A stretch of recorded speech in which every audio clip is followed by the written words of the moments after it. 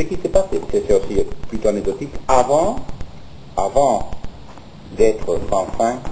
normalement, les conseils européens, c'était dans une ville de l'État qui présidait. Et c'est justement à Nice, après des âpres négociations politiques, on a décidé, pour des questions de politique interne, on va dire, que tous les conseils européens, il n'y a pas de visiteurs, tout est encerclé par la police et surtout il y a beaucoup de journalistes. On a décidé que ça se passe à Bruxelles, mais avant c'était dans des villes, je répète, où une ville du pays qui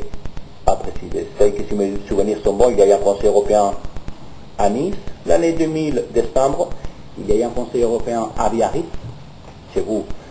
dans les Pays Basques, les Pyrénées-Atlantiques. Il y a eu aussi dans l'histoire un conseil européen de Fontainebleau, etc., etc. Maintenant, tous les conseils européens se passent à Bruxelles, mais pour terminer avec les conseils européens, ce qui intéresse, c'est que les conseils des ministres, c'est les 27 ministres, et normalement c'est eux qui adoptent la loi communautaire, les lois en pluriel communautaire, c'est des règlements, des directives, des décisions, etc., etc. Les conseils européens, c'est la réunion des chefs d'État. Et après, par exemple, le Conseil européen de Lisbonne, pour ne pas le citer, de l'année 2002, a établi ce qu'on appelle la stratégie de Lisbonne, qui prétend améliorer la compétitivité de l'économie de cet État membre.